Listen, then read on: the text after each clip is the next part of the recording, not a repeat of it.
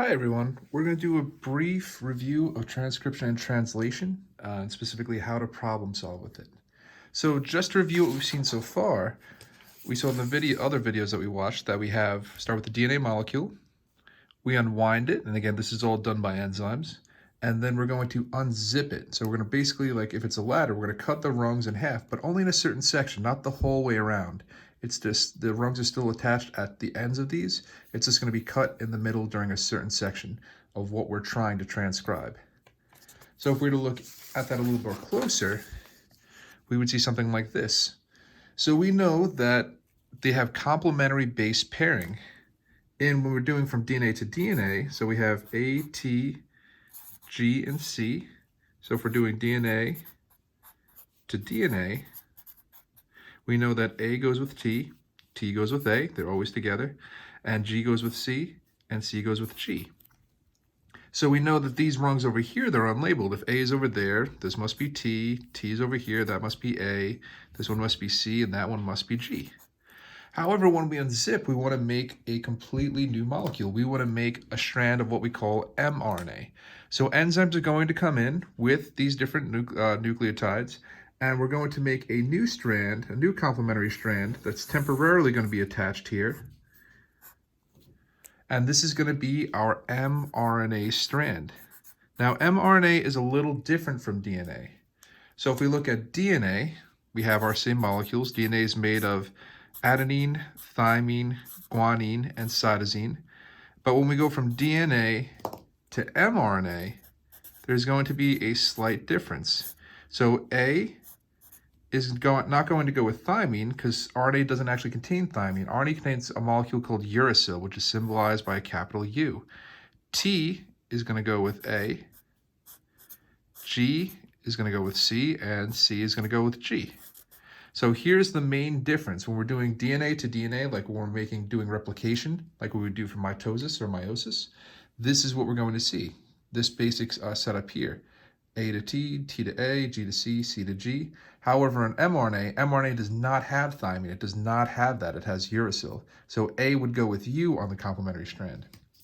So if we look at our strand that we just made over here, this base pair right here, this rung of the ladder, A would go with U, T would go with A, G with C, C with G.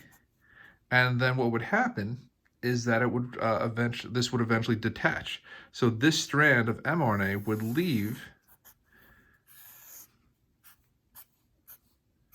and actually leave the nucleus and go out into the cytoplasm where it would find a ribosome either floating around in the cytoplasm or on the rough endoplasmic reticulum. So let's take a look at what that would look like when we're looking at a more detailed strand of DNA. So what we have to do is the first thing we want to do is we want to divide it into groups of 3. So these groups of 3 are called codons. So whenever you get a problem that looks like this, or it's just a string of letters, the first thing I would do is divide it into groups of 3 letters, because these groups of 3 letters are each going to code for a specific amino acid. So let's say that we have GCA. So again, we're going from DNA, which is in black, to mRNA, which I have in red. So if we have GCA, we know that's going to code for CGU. So we'd have a codon that looks like this, that fits with it. And then we go with AGT, that's going to go with UCA. ACC is going to go with UGG, and TGA is going to go with ACU.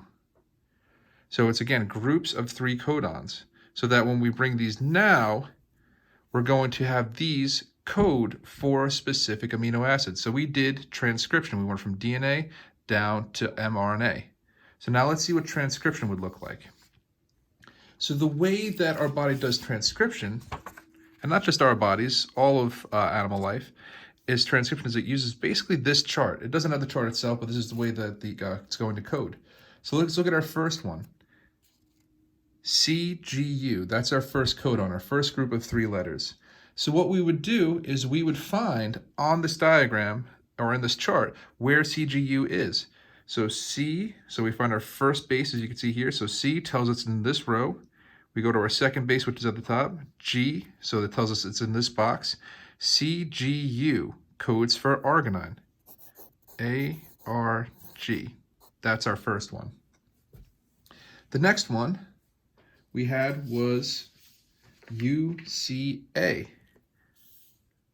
So UCA, U is in the first row, tells us in the first row. C in our second base tells us in this box.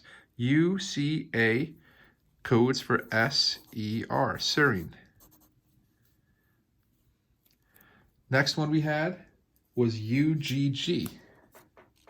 So UGG, U tells us in our first row. Again, the first base is always going to be the row. UG, which is our second one, and G. UGG is TRP. And then our last one was ACU. So we'd go down, find A, it's in this row. C, it's got to be in this box. ACU codes for THR. So that is translation. We take our groups of three mRNA bases, which are called, again, each one of these is codons. We have 4 codons. Each codon codes for a specific amino acid. And we can see based on the chart here that multiple codons can code for the same amino acid. They're not each one has a unique one. We can see this entire box here codes for PRO. This entire box here codes for SER. It depends on which one you have. And these will be important because different changes, mutations, can cause the amino acid sequence to be incorrect, as we'll see in a moment. So here is a common problem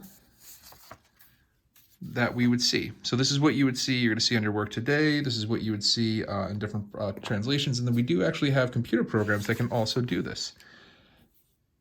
So we see that we have CAC, GTA, so on and so forth, all the way down. So the first thing I'd want to do with a problem like this is to divide it into groups of 3. And again, we're dividing it into codons. So divide into groups of 3. And luckily, on this chart, they give us boxes for the codons 1 and 2. Sometimes you just have to fill it out in a line. You could put dashes in between it. It's entirely up to you. So we know CAC. So we want to go from, this is our DNA up here, and we want to go to our mRNA for this row. So CAC would be G. Again, this is A goes with U, G. GTA would be CAU, GU, oops, sorry, CUG, AG, U, CCU, and GAG. Sorry about that mistake. Let me just make a little correction. So again, this would be C. G goes with C. So now what we would do is we would take our chart and do the same exact thing we did before. Let's move this over a little bit. So we have GUG. And then we'd go onto our chart and we'd find out what that stands for. So if it's GUG, go GUG, that's going to stand for Val. That's our first amino acid. CAU, CAU, HIS, CUG, CUG, LEU, AGU, AGU is SER, CCU, CCU is Pro, and GAG, GAG is GLU. So one key thing that we didn't explicitly say was that you have to use the mRNA sequence to translate it into amino acids. You can't use the DNA sequence to do it. One other reason that you can, if you tried to use the DNA, you'd run into a problem is that if you look on the chart, there's no T's. There's no T's in amongst our nitrogenous bases. This chart is meant to go from mRNA to amino acid. It doesn't go from DNA to amino acid. So you would have to translate it to mRNA first, and then from mRNA to an amino acid, just like we did here. All right. So there's one thing that you may have noticed looking at this chart.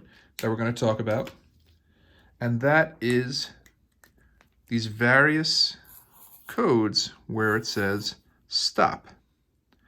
So if we look at these codes, we see that they're a little different because they're 4 letters, and it's not actually, they're not stand-ins for an amino acid. It's actually a command. It's once you hit one of these codes, once you hit either UAA, UAG, or UGA, you stop translating. So let's say that if I had a code, so let's say my code was, let's say I did, if I had GUG, and I'm going to put the hyphens there just so we can see where the codons are, so we don't have to subdivide them.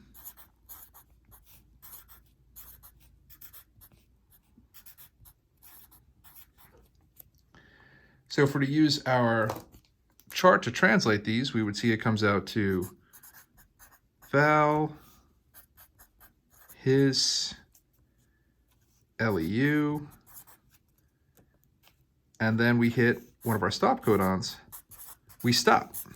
We don't go any further. Once we hit the stop codon, we don't do anything else. It doesn't matter if there's another codon after it. Once we hit stop, we stop. We don't go any further. All right, using this video, please answer the questions that are on today's work. Have a great day.